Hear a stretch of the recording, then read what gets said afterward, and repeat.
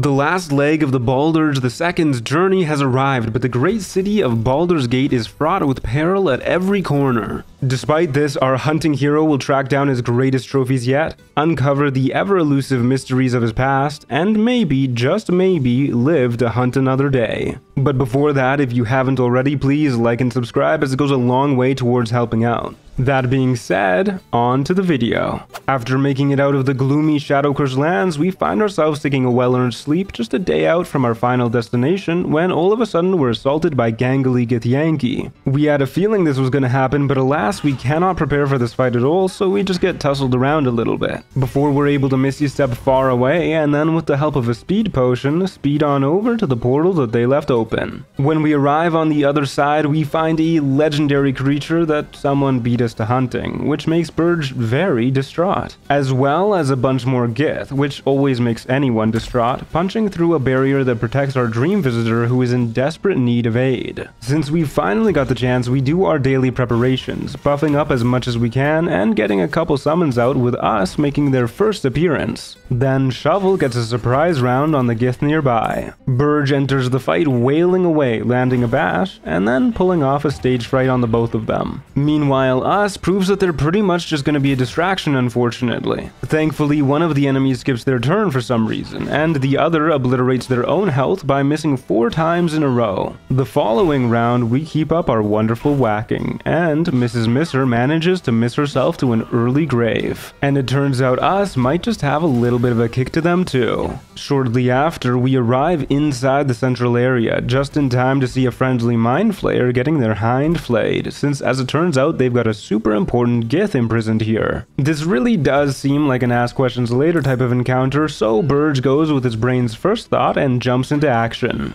To start, we throw a speed potion on the Emperor, that's our tentacular bosom buddy, as well as down one ourselves. Then we just get a bonking, dealing a little bit of damage to one of the fellas in the thick of it, inspiring the local intellect devourers to do likewise and start eating good. They do, however, get pummeled a wee bit in return, and obliterated by wind, as well as melted by fire. The Emperor gets a killer double stun off on 2 on the ground before completely wasting his extra action doing basically nothing. Either way, Burge still takes advantage of our manipulative mate's moves and takes one of them out. Our otherworldly assailants do their best to harm any of us, but it's quickly becoming apparent that these fellas are not cut out for this line of work. Neither really is our ally though, as he once again uses the move that does borderline nothing before using telekinesis on literally nothing. Wanting to hurry this fight along, we start going for super smites on the big boss, taking out most of their HP in one turn. We did unfortunately fail to refresh our speed pots at this point, meaning the enemies get a lot of time to wail on us, but they're also far too incompetent to capitalize on this time, letting us get back into the action and show their boss what for. Out of rage, they get their revenge on Shovel, which finally motivates the Emperor enough to actually use a damaging move. And with the enemies all low HP, we play a quick game of Whack-A-Gith to finish things off. After the fight is over, we learn this guy is the source of us being able to resist the Absolute, and this guy is actually our Dream Visitor's true form and has been protecting us. Now, we're not the biggest fan of being manipulated and lied to, so despite him not being legendary, we still get a bit of an urge to hunt the Emperor, though that'll have to wait till we can free Orpheus. In the meantime, he gives us a way to mangle our mind even further, which naturally gives more power, turning us into a half Illithid, granting us access to all tier 3 Illithid powers, including the ability to permanently fly. These can get a little bit bonkers, so stay tuned for when they make their appearances. With all our midnight murdering out of the way, we settle back in bed for a slumber party with the Gith outside. And when we awake the next day, we head towards the outskirts of Baldur's Gate, where we're set upon by a child of all things. God knows why it'd approach us, but we give it a grilled miniature giant space hamster and send it on its way. Unfortunately, as we try and get into the city, we find the way in is closed because Gortash is getting coronated here, just kinda on the outskirts, I guess. But they're easily convinced that with how freaky we look, we're the new royal occultist, which is definitely definitely a real profession. As soon as we head inside though, we get real sleepy and yet another voice in our head tells us our dad, Baal, god of murder, will only love us if we kill our niece cousin Orin, which we were planning on doing anyways. So I guess we weren't just a regular big game hunter after all, but maybe that's what we can choose to be. Either way, we continue onwards and find Gortash, who is very happy to see us, and he also asks us to kill Orin for him since I guess people really dislike her. We agree and stick around for his coronation before we can get heading into the city proper. Don't worry, we'll be back for old Gordy. And the first thing we do inside the city is break into a wizard tower and grab a surprise tool that will help us later. The second thing we do is visit our old friend Damon to buy the Armour of Persistence. This bad boy is our endgame armor with a whopping 20 AC, reduces all damage by 2 on top of permanent resistance for 1d4 bonus to all saves and blade ward for resistance to all physical damage. It's really hard to overstate how good this armor is. It is almost undoubtedly the best in the game, and if you thought we were unkillable before, we're now a complete juggernaut. Next on our list of power-ups involves heading to the circus and talking to Boney of Stony and Boney's Creations, who we can commission a statue from that grants us sweet stone features, aka a permanent bless effect for yet another 1d4 to our saves and also our attack rolls. As we wait for it to be delivered to camp, we head to bed and find a haggard Halsin about to put down our dog. Something is a little off though. He's being quite the drama queen and we only know one person who's this dramatic about everything. Yep, turns out it's Orin, who doesn't realize brain damage gives strength in this world, and also asks us to kill Gortash and then herself, because I guess everyone really does dislike her. We agree since she's got Halsin kidnapped and call it a night. The morning after, we decide to see if we can get another voice in our head by bribing a god at the Stormshore Tabernacle, which just ends up granting the Anointed in Splendor permanent buff for a +2 boost to our saving throws, because by golly, if Burge ever fails a save again, I will simply lose it. In case you're wondering what the saves are looking like right now, here they are, not to mention the advantage on all mental saves since we're a gnome. With power in tow, we follow the trail towards a legendary creature under Worm's Rock Fortress, revealing a hidden passageway in the prison by hitting these torches with lightning. Once on the inside, we've got to prove ourselves worthy of the hunt by completing a few trials. First of which, we just need to survive a few rounds while holding this here torch. As you can imagine, it's really not that hard. Some enemies do a bit of chip, but we can always heal ourselves up. Before you know it, challenge 1 is done. Trial 2 has us up against the hardest odds yet, a chess puzzle. Our brain rages and revolts as Burge focuses, and with the help of the voices in our head, we solve even this incredible task. The third task involves us killing one of 3 ghosts, just gotta make sure it's the right one. So we trust our gut and swing at whoever is closest. Last up, we walk into a room and find a cursed fella who is easily cured, and once he's gone, we grab a painting of a cell and put it front and center. Just like that, we're all done. All of this grants enough XP for level 10 and 7 in Paladin, granting yet another 2nd level spell slot as well as our 7th level subclass feature, Aura of Hate. This bad boy gives us and any fiends or undead wielding weapons a damage boost equal to our charisma modifier, essentially giving a +5 to all of our weapon damage, hopefully speeding up some fights. We've also opened up the doorway to the depths, and upon descending, find our mark already dead. Ah, dang it. Oh well, guess we'll just have to move on. In all seriousness, we'll be skipping this fight because I find it incredibly boring and it hasn't changed much from previous difficulties. Likewise, we'll be skipping Ethel in this act since it's very similar to the last time we saw her. We do at the very least find the Helm of Balduran here. This does replace our Diadem of Arcane Synergy, so we have less damage, but it increases our survivability, which is the name of the game. With this, we now heal 2 HP each round, have a +1 to our AC and saving throws, as well as stun and crit immunity, so we take damage less often and heal up what little chip we may take. I'd say we're pretty tanky, but there's room for improvement. Regardless, to test our strength, we track down a gang fight going down, and if we had any aspersions in need of assuaging, this guy gets rid of them for us.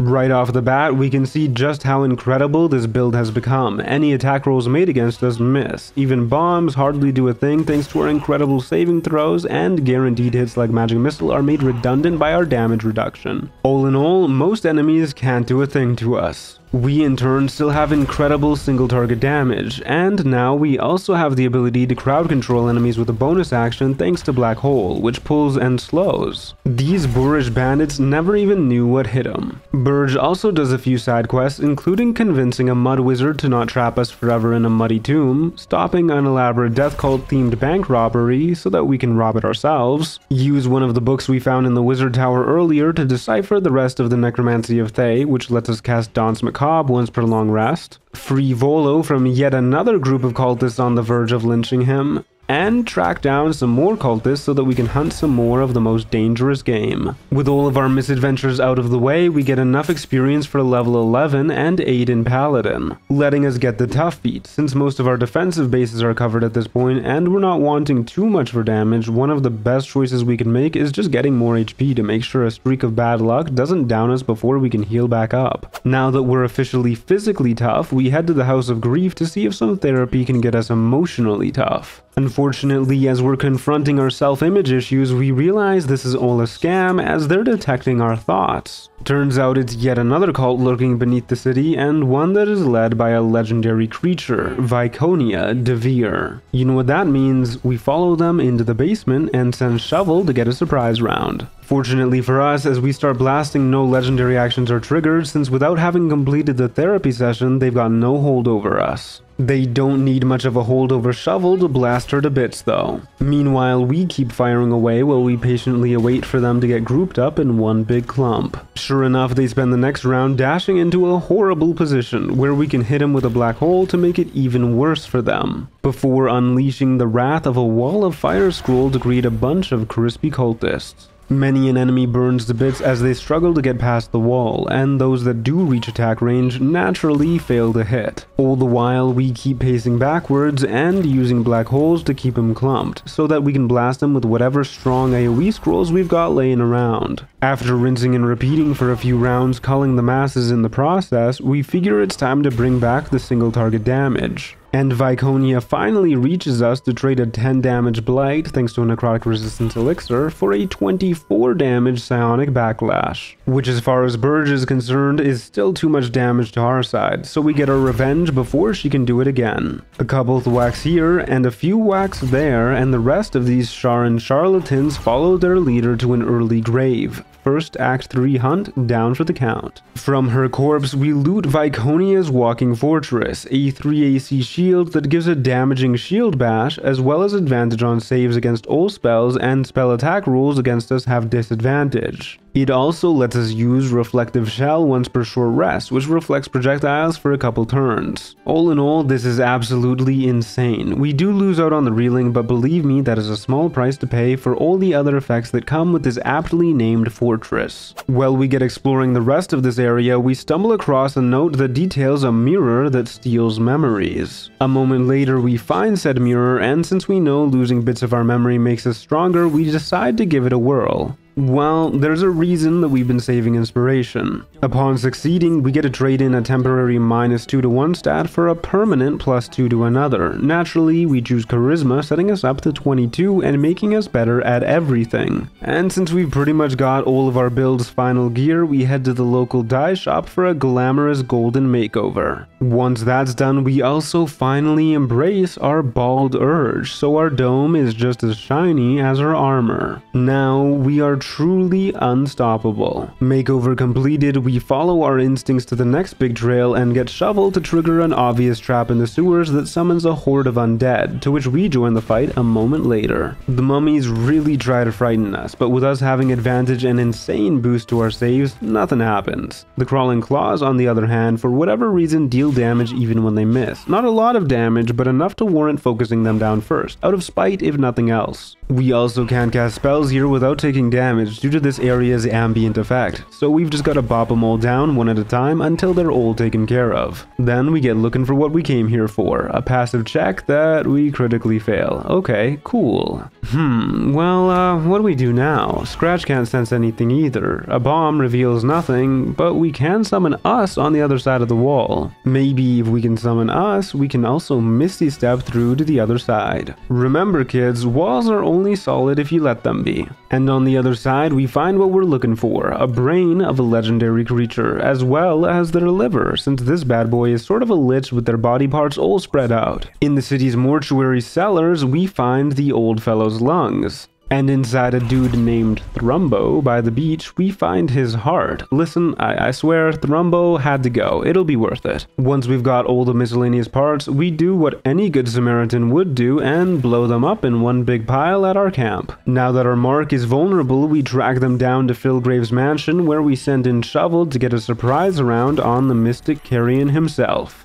before the Baldur gets in there to unleash a super smite, followed up by a regular one, dealing about 140 damage between them. He does have a legendary action, but it only triggers when we hurt his allies who are otherwise occupied, which means we just focus on the big man and obliterate him on our next turn before he can do a thing. From here on out, it's a regular mummy massacre. These ancient undead all get wiped out in a few rounds to the sheer might of Burge. Our desire to massacre undead is not quite sated yet, and our urge takes us towards the Tsar Palace. And even if we weren't an experienced hunter, the bats, red and gold decor, and ominous paintings would surely give away that this is a vampire's lair. To get past the security, we first need to break into a dead girl's room and read her diary. Then bully an old man in the cellar who is as skinny as bones, to steal his jewelry, naturally. With those two ingredients gotten, we can now open the sinister door, only to walk in on the 10th annual Furball's Gate convention, that by necessity demands no witnesses. This fight is made especially easy by a bloodlust elixir, but regardless, I'm pretty sure these frightening furries couldn't actually hit us anyways. On round 2, we also obliterate most of the fight with a powerful repulsor, and a couple whacks later take out the rest of the animalistic adversaries, which is enough for our final level up and 9 in Paladin, granting us 2 level 3 spell slots and the accompanying spells, a couple of which are handy, but most notably of them is Blinding Smite, essentially a replacement for Thunderous Smite that does a bit more damage when we want to go for a Super Smite for just a little bit more burst potential. Continuing on, we head downstairs where we find victims of the vampire who rules over this place begging for aid.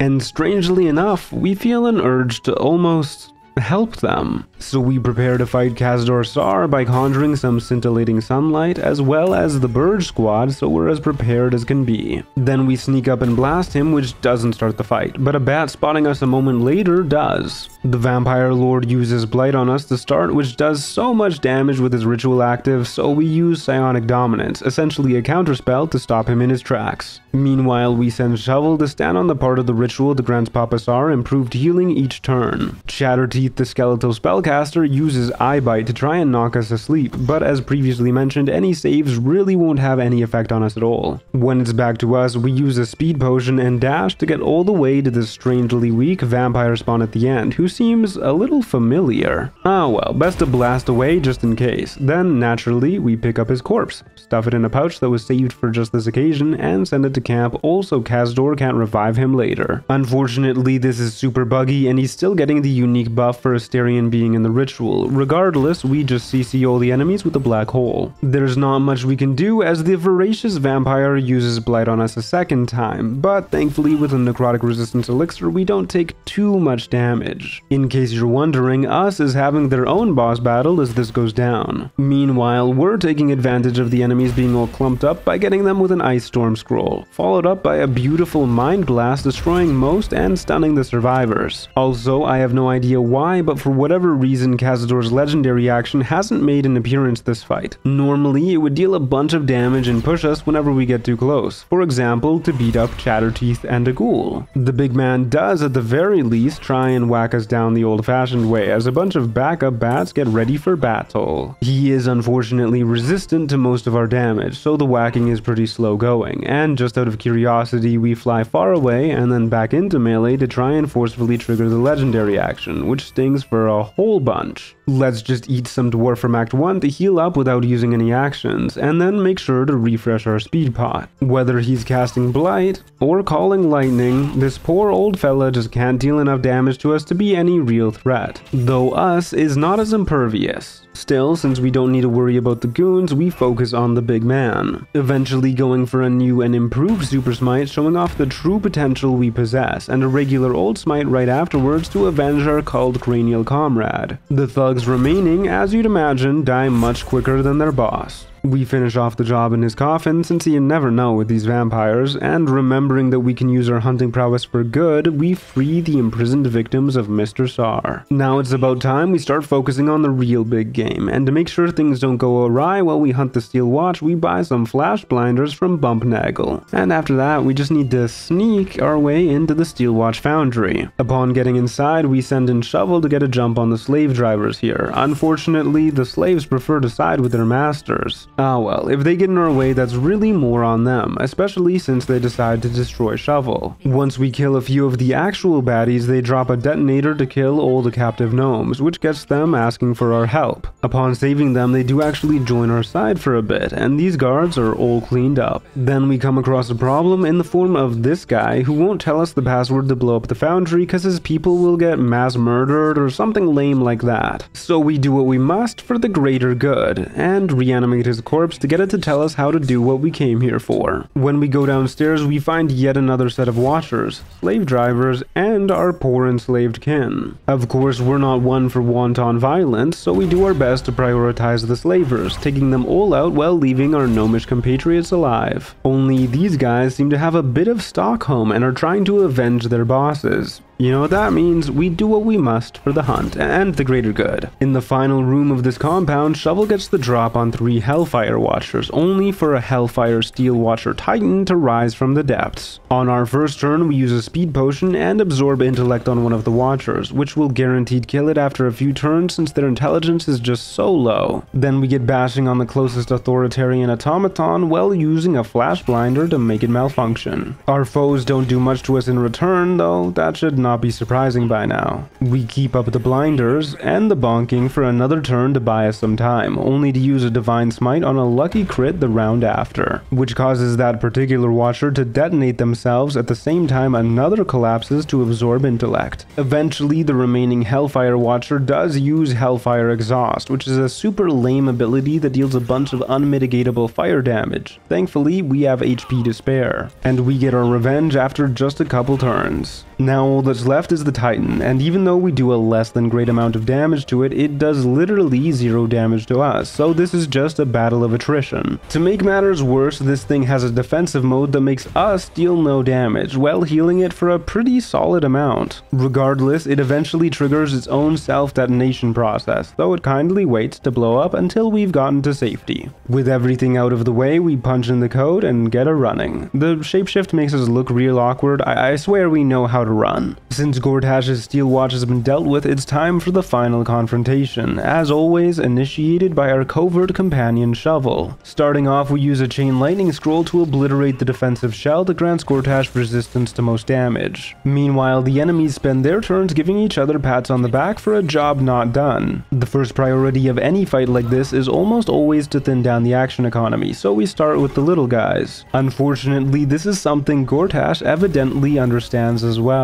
Burge continues to take out all of Gordy's goons, while the Tyrant keeps blasting us away with a little bit of chip damage here and there. Regardless, it's not enough to stop us, or even really slow us down, thanks to our hefty healing potion stock. When they're all dealt with, our priority switches to the solitary Archduke, and after getting a few hits on him, he enters his second phase, granting temp HP, new moves, and the ability to punch, well, still pretty bad. We get a crit smite on our next turn, which triggers his legendary action, essentially inflicting a curse upon us that if we don't cure in the next 2 turns will deal 20 to 200 force damage. But we came prepared with a bunch of remove curse scrolls, so even this all-powerful attack is ineffective. To speed things up, we use a super smite on one of the following turns, make sure we don't get one shot, and finish him off the turn after that, without forgetting to remove the last curse he put on us so we don't die to a post-mortem attack. That's a major hunt down for the count, and our blasted brain makes sure we grab his nether stone Netherstone to add to our collection. Next up, we gotta find a way to get to Orin, something our thoughts seem to know instinctually. All we gotta do is shoot this corpse and its blood opens the way to our destination. In the next room, we see clear signs of an ambush, so we go invisible and fly past the whole thing. As we arrive at the family estate, this little gremlin is waiting for us to open the door, so our duel can commence as soon as possible. We find Orin easy peasy with a whole audience prepared to watch what's about to go down, but first we've got to persuade her to not murder Halson, since this boy can't seem to get out of a bind on his lonesome. And at last, it all clicks and we remember in proper how Orin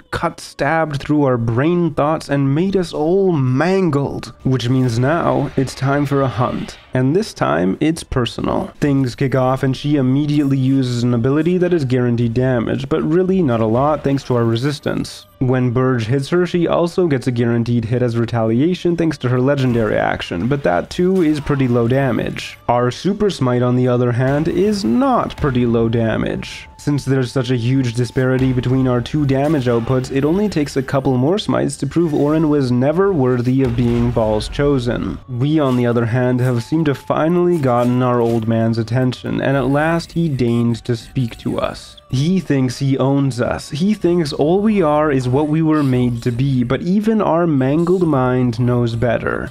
And so, we reject him. And so, the Baldur II meets his untimely demise and joins his predecessor in the annals of history.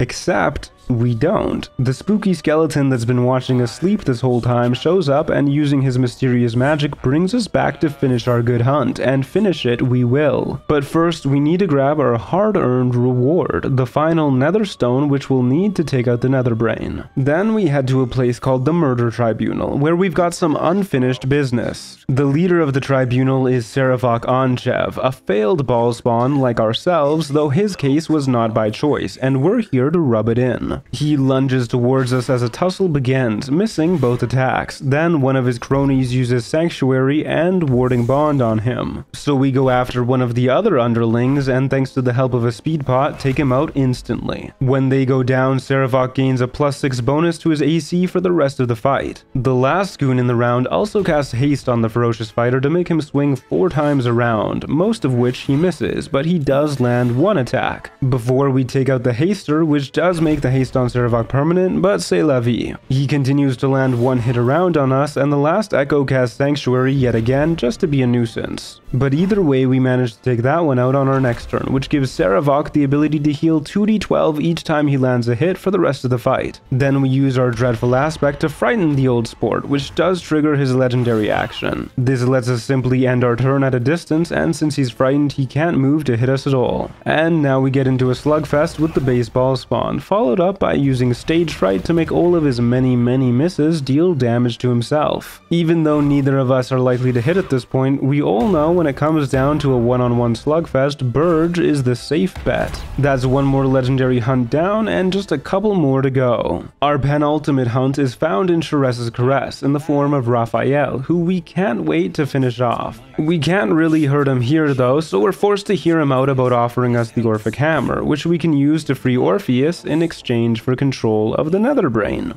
Burge is really not that stupid, so we decline his offer and elect to find another way to screw this guy over. Sure enough, as we're mulling it over, Yurgir shows up at our camp, more than willing to tell us all about how to make Raphael's day worse. When we ask him why, it turns out he's a rather kindred spirit who gets what the hunt is all about. The next morning, we get preparing and stumble across quite the sight. That is, someone turning into a mind flayer at a less than fortunate time. No need to worry though, since Burge is here to save the day. Our reward for saving this kind lady is Rapture, a 1d6 bonus to all of our rolls for the rest of the day. Now we're off to go see Helsik, who as it turns out recognizes us from before we lost our memories, and seems to already know that we'd love to break into Raphael's House of Hope. After a bit of convincing to waive the devilish fee, she gives us all we need to open a portal. But before that, it seems only fitting for us, having reclaimed our mind, our past, and our destiny, to also reclaim our oath for for the very end. And just like that, it's time for our hardest hunt yet. Here we come, Raphael. As we enter through the portal, we're greeted by Hope of House of Hope fame, who is kind enough to give us a disguise when we make clear our intentions to free her. A disguise that we almost immediately rip off when we steal some mighty fine looking loot from Rafi's archives. Meaning we've got to kill some fiendish foes, and since we can't kill Baal God of Murder, we'll take out all of our rage on Baal Hellsphere. These hallways are filled to the brim with all sorts of baddies, including one dude who strangely looks a lot like Raphael, but goes down like the rest of them and drops a handy looking key that lets us open up a hidden secret safe containing a note that holds the password to break the barrier around the Orphic Hammer. So we go back and grab that bad boy and then head downstairs to go beat up Hope's jailers, a couple spectators, and a host of imps. Which is as easy as pie. Just like that, Hope is free and we head back to the boudoir to use the fountain that restores all our lost resources.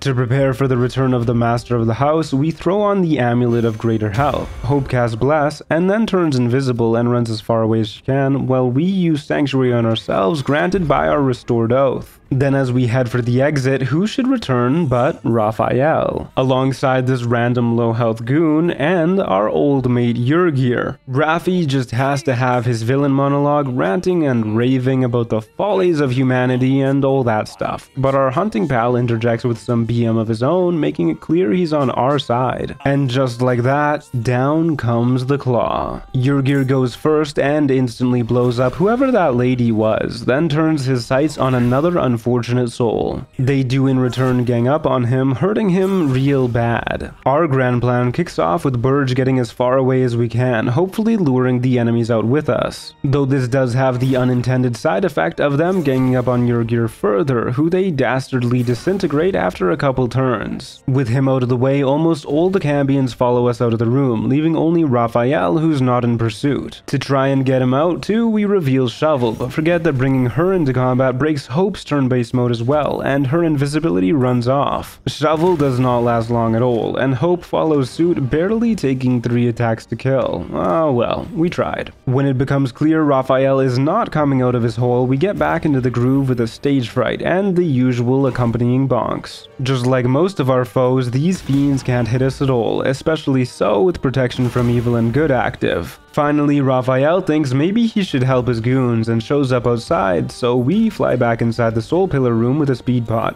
shut the doors, and seal them with an arcane lock. Now we have free reign to ruin Raphael's day by breaking all the pillars which boost his damage and give him legendary actions, turning him into just kind of a guy. Then we summon as many fellas as we can with Danse Macabre, and also us shows up. A couple of these ghouls really want out though, they simply need it. I kid you not, this went on for 46 seconds. They really needed to get out of there. And a few rounds later, they get what they wanted as the arcane lock expires and all hell breaks loose. Raphael immediately cooks most of them, but they do explode on death for pretty good damage, letting us clean up a few of his worthless wastrels and making sure to heal up so we don't get one shot. Regardless, a couple turns later, the last of his goons go down and he expends the last of his soul charges. So he's stuck merely unleashing 6 melee attacks on us each round like some kind of common chump. And as we all know, if you're watching a 1v1 and you're a betting man, you bet on the Baldur II.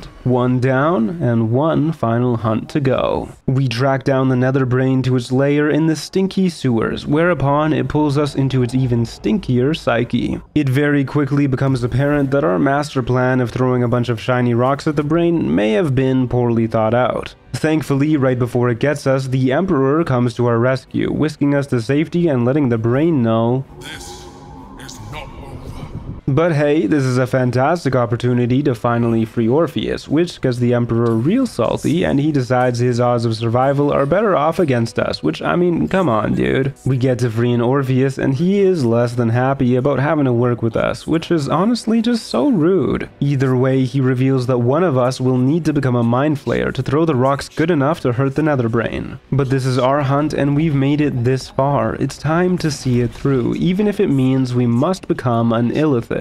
And it seems we haven't a moment to spare. Continuing on, we stumble across a random guard giving a heroic speech to our allies, that being Withers and Halsin's arm apparently. This situation clearly requires us to swoop in and deliver the speech of a lifetime, to which the crowd goes wild. Along the way to the brain, a true hero falls, that being Matthew the Guard, so naturally we start wreaking our vile vengeance across the Absolute's amassed army with our brand new evolved form. Such a hero will be remembered. Next, we just gotta get to the base of the brain while a nautiloid fires down at us. Since we can fly, this is actually insanely easy, it's just a couple button presses to get to the top. It's do or die time, so we prep in every way we can. We summon as many fellas as we can think of, stack as many spells as we can think of, down universal resistance elixirs for both ourselves and Orpheus, and do the old dash before entering a new area to get double movement speed trick. When we get to the top, who should show up but the Emperor? We're about to show him just how poorly he judged his odds. Orpheus instantly uses his funny Gith mobility to jump well past the brain's wrinkles, and Burge starts by bullying a couple of the enemy mind flayers with black holes. Our summons do pretty good with the distraction duty, and the brain itself uses its legendary action to zap the both of us, while dazing and giving us weak grip. Next round, we use a Featherfall scroll right next to the brain to bait out a bunch of counterspells, letting the O-Man cast Globe of Invulnerability scot-free. Since we're safe and sound in here, we can blast away some more mind flayers with impunity, much to the Emperor's chagrin. Over the next couple turns, we stack 5 whole instances of Fierce Perilous Stakes on ourselves, each one granting an extra 15 psychic to each instance of damage that we deal. Then we channel the stones and brace ourselves. The portal opens up without incident, and this is it. We stand on the Burge of Greatness. But just because we can, we stack up a few more Fierce Perilous Stakes, and then use that surprise tool from the Wizard Tower, an Artistry of War scroll, to deal a whole lot of damage to our final hunt. A sense of overwhelming completion radiates through our body. At last, our hunt is over, our urge for now is sated, our past known, and the world saved. But even with the brain dealt with, what if we can't control our new form? What if we once again give in to a dark urge? The bald truth is that we don't know if we could stop ourselves. And so at last, something finally hits the Baldurge II, as the only hunter who could have stopped him finishes the greatest hunt the world has ever known.